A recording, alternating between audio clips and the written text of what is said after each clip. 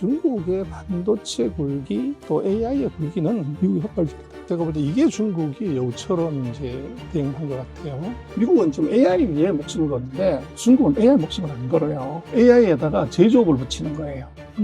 AI 기술을 같이 접합해서 원가를 30% 50% 떨어뜨리는데 이게 관심이 있어요. 알 수가 없네요. 저희는 화웨이 내에서 자생적으로 그 생태계를 구축하고 있는 건가요? 그렇죠. 지금 우리는 노래표를 진 건데요. GPU의 개수는 똑같은데 거기에 이제 들어가야 되는 HBM의 용량은 기하급수적으로 늘어나게 돼요. 그러다 보니까 똑같은 수량의 GPU가 팔리더라도 한국이 만드는 HBM의 수요는 2배, 3배, 4배씩만 늘어나는 거죠. 앞으로 5년 중국이 위협적이라는 이야기가 많습니다. 중국은 왜 하필 지금 미국의 패권에 도전한 걸까요? 앞으로 미중 전쟁의 시나리오는 어떻게 펼쳐질지 전병서 중국경제금융연구소장님 모시고 이야기 나눠보겠습니다. 어서 오세요. 안녕하세요.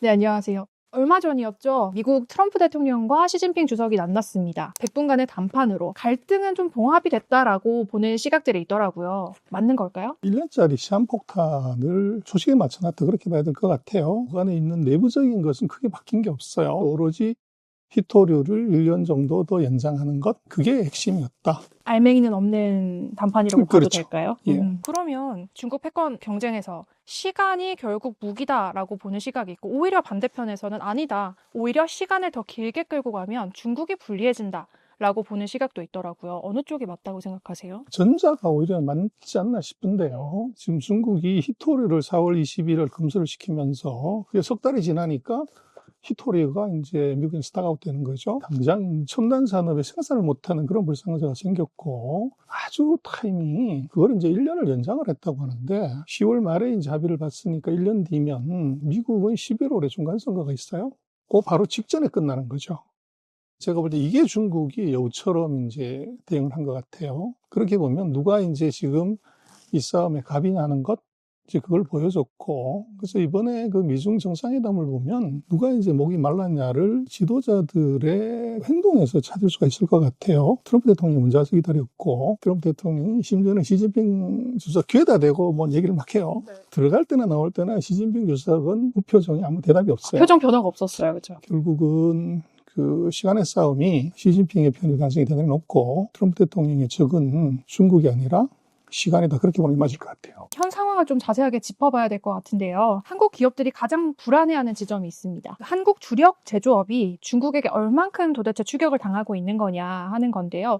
얼마 전에 한국경제인협회에서 1000개의 기업을 대상으로 설문조사를 했어요. 반도체와 바이오도 5년 내에 중국한테 밀릴 거다. 이게 현실화될 거라고 보십니까? 이미 5년이 아니고 네. 우리가 중국보다 잘하는 거는 반도체와 축구밖에 없어요.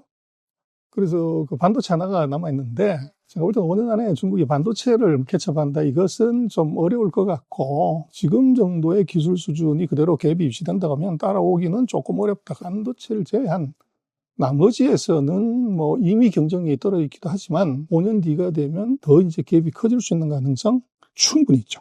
우리가 주도권을 잃어버릴 가능성이 대단히 높다. 지금처럼 가면. 방산 같은 경우에는 저희가 훨씬 유리하지 않나요? 지금 한국의 방산은 특수죠. 우크라이나 전쟁이 없으면 끝나버리면 어떻게 될 거냐. 한국을 계속 살래? 그렇진 않다는 거죠. 그것이 항공기라든지 예를 들면 ICBM이라든지 뭐 이런 게 아니잖아요. 탱크나 장갑차 같은 재래식 무기에서 만드는 거고 중국은 항공모함을 3대를 만들었어요. 그리고 스텔스기를 성능은 떨어질지 몰라도 그걸 양산을 해요. 그리고 달에도 올라가고 화성에도 올라가잖아요. 근데 우리가 뭐 거기 갈 수가 있냐고요.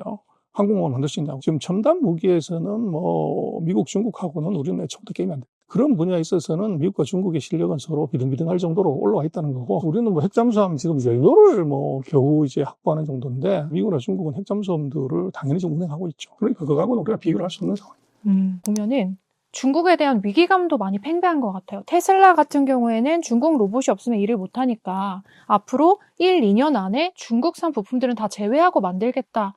라고 선언을 했거든요. 이게 실제로 가능할지 만약에 그렇게 된다면 또 어떻게 되는 걸까요? 첨단 제조업에서 결국은 뭐 앞으로 AI가 뭘 할래 그럴 때 수학 문제 풀고 무슨 그림 그리고 하는 걸로 돈 버는 건 아니잖아요. 네. 빅데이터에서 IP를 뽑고 그 IP를 갖고서 이제 AI를 만들고 그 AI를 로봇의 머릿속에 집어넣어서 로봇가 사람 대신 일하게 하는 것이 진짜 AI 혁명의 끝인데 AGI가 되는 거죠. 그렇죠. 네. 그런데 문제는 휴머노이드 로봇의 공급망의 56%를 중국 기업이 이미 지고 있어요. 장악하고 있어요. 휴머노이드 로봇은 중국 없이는 이 부품을 공급받을 수 없기 때문에 휴머노이드 산업 자체를 독자적으로 운영하기에는 이미 어려운 상태가 온 거죠. 근데 우리 이제 그런 걸 잘 모른다는 거죠. 유니트리라는 회사를 보면 로봇가 춤을 추고 마라톤도 하고 권투도 하고 뭐 축구도 하고 뭐 이래요. 실생활에서 응용해서 쓰는 것, 그게 굉장히 빨리 가는 거죠. 그렇게 된다고 하면은 반드시 서플라이 체인이 붙어야 됩니다. 근데 그것을 중국이 가장 발빠르게 지금 하고 있다는 겁니다.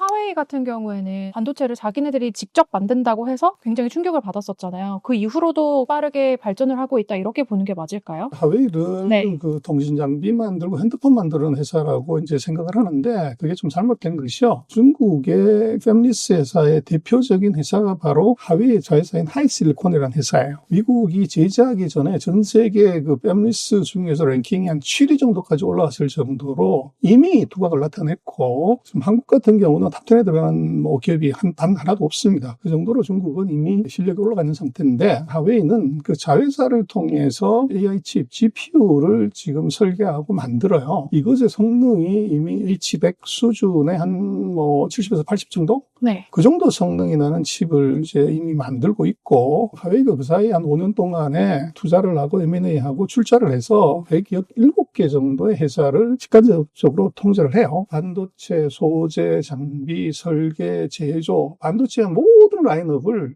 다 커버를 하는 정도입니다. 그럴 정도로 이제 파워풀한데 왜 우리가 그걸 잘 모르냐 그러면 화웨이는 비상장 회사예요.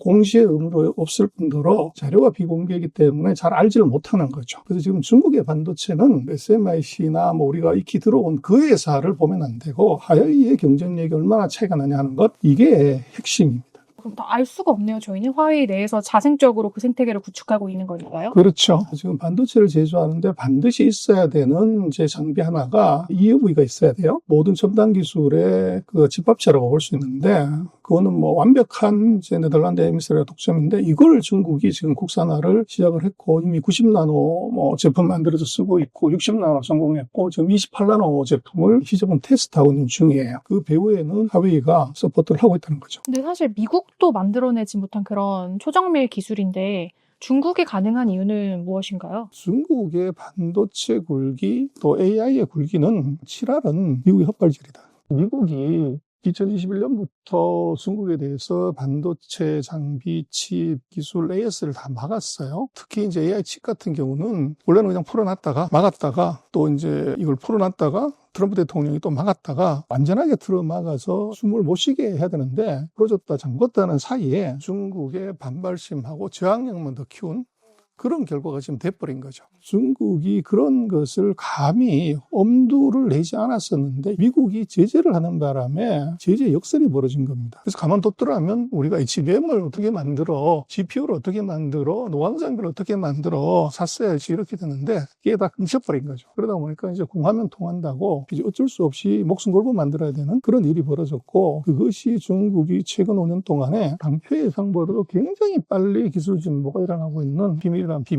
규제가 막 전방위적으로 쏟아져 들어오고 도저히 살아날 방법이 없으니까 알아서 자구적으로 뭔가 생태계를 구축해 나가려고 열심히 노력을 했다. 그렇죠. 무한대의 돈을 투여하고 최고 인력들을 이제 집어넣고 국가의 모든 자원을 총동원해서 반도체 국산화를 하라는 것이 국가의 명령이에요. 미국 GDP의 60-70% 되는 경제 규모를 가진 나라가 국산화하자고 맘먹으면 그건 뭐 시간이 문제일 뿐이죠. 이게 지속적으로 가능하려면 중국 정부와 지방 정부들이 막 쏟아붓는 이 자본, 인프라, 돈들이 다 AI 시장이랑 로봇 시장에 계속 투입이 돼야 된다는 전제가 있잖아요. 그런데 중국 뭐 부채라던가 아니면 부동산이 곧 망가진다던가 이런 전망들이 다 양존하고 있는 상황이에요. 중국의 내수가 안 좋고 부동산 경기가 안 좋은 것하고 국가가 해야 되는 첨단 산업에서 완전 별개로 간다는 거예요. 반도체나 AI나 미래 산업에 대한 투자는 두 자릿수를 계속 늘려요.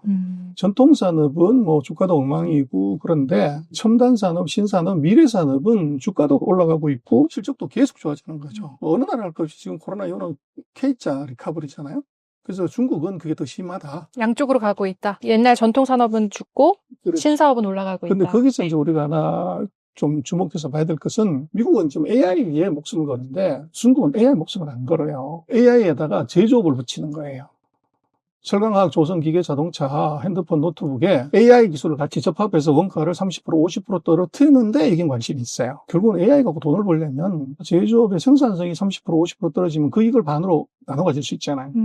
중국은 제조업이 아직 살아있기 때문에 AI에다가 제조업의 빅데이터를 같이 붙이는 거죠. 그렇게 되면 제조업의 코스트가 훅 떨어져 가지고 경쟁력을 갖게 되고 거기서 이익을 AI 쪽으로 갖고 올 수가 있는 거죠. 근데 지금 미국 같은 경우는 AI는 최고가 맞는데 그쵸. 제조업하고 같이 붙여야 되는데 제조업이 이미 40년 전에 지금 나가버렸단 말이에요. 그래서 지금 미국의 고민은 제조업을 갖다 붙일 빅데이터가 사실 없죠. 미국에는 제조 시설 자체가 없죠. 아예 그걸 지금부터 만들 수는 없다. 그렇죠. 철강 공장 지금 제가 어느 순간에 데이터베이스를 만드냐고요. 거기에 이제 한국의 좋은 기회는 미국의 AI에 한국의 제조 기술에 빅데이터를 붙여서 여기서 한국에서 먼저 코스트를 30%, 50% 낮추는 투자 모델을 만드는 거죠. 그럼 그걸 가지고서 미국에서도 돈을 벌 수 있고 한국의 제조업도 살아날 수 있는 그런 패가 되는 거죠. 근데 중국은 그걸 할 필요 없이 자기네 나라에서 모두가 다 해결이 되기 때문에 이게 진도가 훨씬 빨리 나간다는 거죠. 이미 다 갖고 있으니까요. 그렇죠. 중국의 AI를 무섭게 봐야 되는 게 아니고 AI 플러스 제조업을 한다는 것, 그것에 이제 앞으로 3년 뒤에, 5년 뒤에 성과가 어떻게 나타날지 그거 정말 무섭게 봐야 됩니다.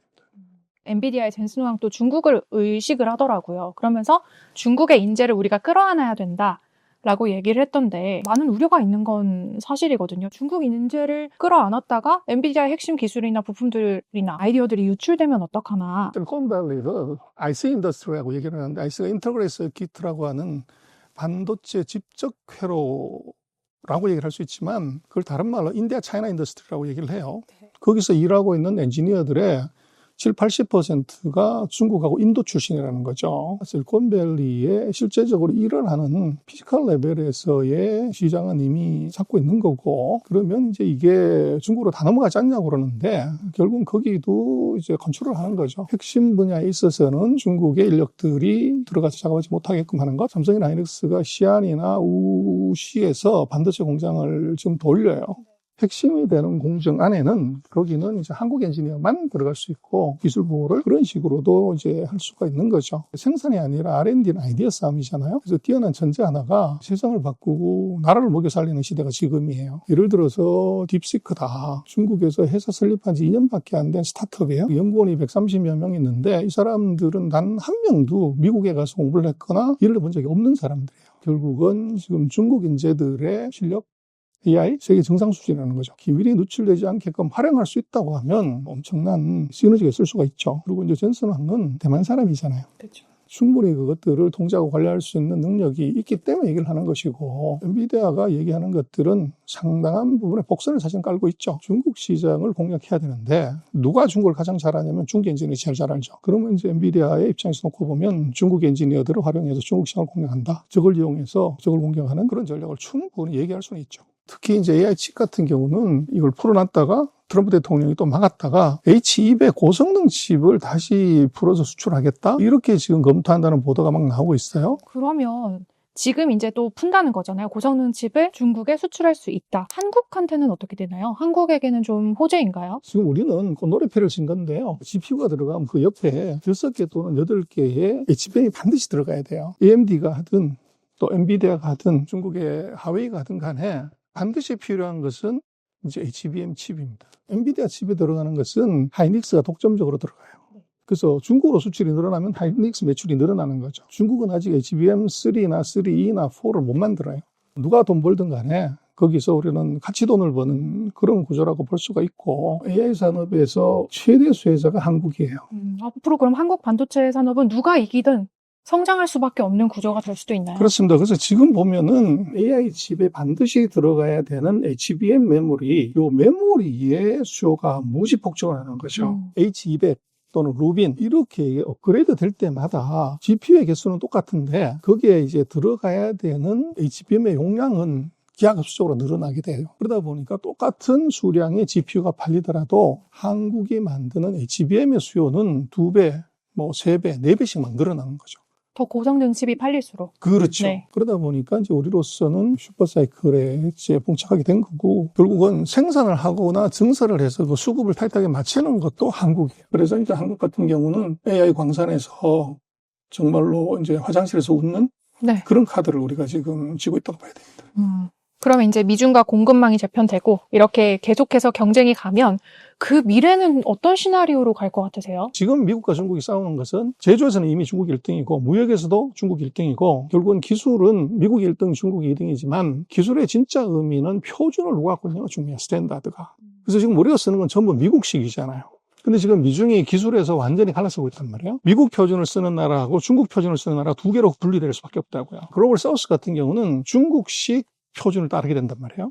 그리고 서방 세계는 미국식 표준을 따르게 되고, 그럼 세계가 두 개의 기술 표준으로 갖게 되면 서방에 팔려면 미국 기준으로 만들면 되지만 글로벌 사우스에 팔려면 중국 기준으로 만들어야 돼요. 그럼 이제 제조회사들은 두 배의 이제 R&D하고 코스트가 들어가게 되죠. 그러네요. 부담이 2배네요. 그렇죠. 앞으로의 이제 전쟁은 기술 다음엔 표준 전쟁으로 봐야 될 것 같고, 그 다음번에는 이제 금융에서 싸움은 필연적으로 일어나게 돼 있어요. 그래서 지금 미국이 제조업 하나도 없는데 저렇게 잘 먹고 잘 사는 비결이 뭐냐? 달러 프린터를 갖고 있어서 그렇잖아요. 우리가 미국으로 핸드폰을, 자동차를, 배터리를 수출을 했는데 우리가 받아오는 건 뭐냐는 거죠. $100짜리 종이잖아. 그거 한 장 뜯는데 돈이 얼마냐? 20센트, 30센트밖에 안 들어간다고요? 그럼 세상 천지에 마진이 99.8%가 나오는 그런 이 제품이 세상에 어디 있냐고요. 그게 바로 US 달러잖아요. 그렇게 프린터로 찍어도 되는 것은 오로지 한 나라 기축통화국 세계 패권국만 그걸 할 수 있게 돼 있단 말이에요. 그게 바로 세너지 이펙트죠. 그래서 미국이 그걸 잃어버리면 다 끝나는 것이고, 중국은 제가 볼 때는 제조업을 아무리 잘해봤자 그것은 영원한 금융의 모습일 뿐입니다. 뭐 핸드폰을 그렇게 만들고 로봇을 그렇게 만든들 미국이 FRBG에서 프린터 찍어가지고 거기서 돈 갖다가 수고해 사버리면 되잖아요. 그래서 결국은 세상은 금융을 누가 지냐 하는 것의 싸움이고, 그건 바로 기축통화국인데, 기축통화국은 첫 번째는 경제력이 1등이어야 되고, 두 번째는 군사력이 1등이어야 되고, 그리고 세계가 다 그 나라 돈을 써줄 수 있는 리더십이 있어야 돼요. 경제력, 국방력, 그리고 외교력, 이것이 합쳐진 이제 종합예술이라고 봐야 되는 거죠. 중국이 그럴 수 있겠냐고 그러는데, 그 첫 번째 조건은 먼저 경제 규모가 중국이 미국을 넘어서야 돼요. 중국이 자기네 기준으로 이제 얘기하는 걸 보면 2050년 그 정도를 가야 된다고 보는 거예요. 그래서 그 사이에는 그 갭이 얼마나 줄어지냐는 걸로 이제 봐야 되겠고, 그래서 앞으로 미중의 미래 전쟁은 지금은 기술 전쟁이지만 아마 스탠다드 표준 전쟁, 그 다음번엔 금융 전쟁, 그런 식으로 아마 앞으로 한 2단계로 더 진화할 거 아닌가 그렇죠. 그럼 다시 좀 현재로 돌아와 보자면 지금 미중 갈등이 잠깐 멈췄다고 보고 오히려 중국과 일본의 갈등이 막 격화하고 있는 단계이잖아요. 근데 우리 한국은 이렇게 강 건너 불구경하듯이 가만히 있어도 되는 상황인가요? 우리는 어부지리한 거죠. 예. 그래서 지금 이제 일본이 갑자기 이제 대만 문제를 왜 들고 나왔냐. 새로운 총리가 같이 임해서 대단히 계산된 전략적인 이제 발언일 것 같아요. 거기엔 뒷 배경에는 미국이 있습니다. 지금 미국이 최근 뭐 한 7년, 8년 동안 중국과 같이 싸웠지만 리더로서의 면이 많이 지금 빠진단 말이에요. 진흙탕 개싸움을 해야 되는 그런 문제가 생기다 보니까 누군가가 조금 자잘한 싸움을 대신해 줄 필요성? 이걸 절실하게 느끼는데 그게 바로 일본이죠. 그래서 일본은 그렇게 하게 되면 아시아의 맹주로서의 위치를 가질 수가 있다고요. 그래서 이제 중국하고의 싸움을 거는 그 형국이 지금 벌어진 것 같고, 대만 문제를 갖고서 왜 그렇게 이제 난리를 치냐고 그러면 지금 중국이 세계 넘버 2고 뭐 인류 운명 공동체를 얘기하고 다 같이 뭘 잘하자고 그러는데 그냥 덜 떨어진 그로사우스가 질문하는 거죠. 중국 그건 다 알겠는데 어떻게 너는 집 앞에 있는 조그만 섬 하나도 통일을 못하면서 무슨 뭐 인류 얘기를 그렇게 하냐. 체면이 이게 깎인다는 겁니다. 1대1로를 추진하려고 하는데 대만도 컨트롤을 못하는 건가요? 그렇죠. 중국으로서는 그걸 건드리게 되면 영린을 건드리는 거죠. 그래서 대만의 이슈는 그런 정도로 봐야 되는데 둘이 싸우는데 누가 그럼 최대 수혜자냐? 그것은 미국이죠. 대만으로 포가 날아갈 판이고 뭐 이러는데 그랬을 때 대만이 불안해지죠. 미국이 전화하는 거죠. 불안하지. 무기 좀 살래? 그래서 이번에도 미국이 대만에 무기를 팔죠. 그래서 대만 문제를 건드렸다 그러면 미국은 항상 무기를 팔 수 있기 때문에 이것은 싸움 구경하고 무기를 팔아서 돈을 챙기는 일거양득을 할 수 있는 패가 미국한테 생긴 거죠. 그럼 미중 패권 경쟁 관계에서 한국이 참전하지 않고 이길 수 있는 방법도 있을까요? 위중이 서로 치고받을 때 거기에 이제 우리가 어부지리하는 수를 잘 생각을 하면 되는데 천행으로 지금 반도체 메모리가 들어가 있어요. 모든 2차 대전 이후에 첨단 기술은 다 미국에서 나왔지만 배터리를 못 만들어요. 근데 지금 배터리 세계 1등은 중국이고 2등이 한국입니다. 그리고 반도체는 미국에서 기술이 나왔지만 미국은 공장이 없어서 못 만들고 중국은 공장은 많은데 기술이 없어요. 근데 한국은 반도체 배터리를 미국과 중국이 필요한 것을 다 공급할 수 있어요. 그래서 우리는 우리 스스로 자기 비하할 필요는 없고요. 그런 미중의 약점을 요거를 잘 레버리지를 걸면 당당하게 그런 가격의 폭등을 슈퍼사이클을 줄 수가 있죠. 근데 문제는 기술이라는 건 영원하지 않습니다. 파격적인 이제 R&D하고 지원을 해서 황금알을 낳는 닭을 다이아몬드를 낳는 닭으로 만들어야 되는 거죠. 전 세계가 지금 다 반도체 AI에 돈을 몇십 조씩 퍼넣어요. 근데 우리는 지금 아직 그걸 못하고 있죠. 네. 지금 시간을 계속 지체할 상황은 아니에요. 미중의 상황에서 현재는 우리가 개 한 마리만 키워도 돈을 버는 구조지만 그 개의 수명이 오래 길지 않다. 그래서 그 개의 수명이 오래 가게 하려고 하면 제대로 지원해서 진짜 이름 그대로 초격차, 미국과 중국이 절대 따라오지 못하는 수준으로 지금 빨리 업그레이드하는 것이 제일 중요해 보입니다. 네, 오늘 이렇게 미중 전쟁의 시나리오는 어디까지 펼쳐질지 전병서 중국 경제금융연구소장님 모시고 이야기 나눠봤습니다. 세계 경제의 흐름을 꽉 잡는 시간 월드꽉 다음 시간에 뵙겠습니다. 감사합니다.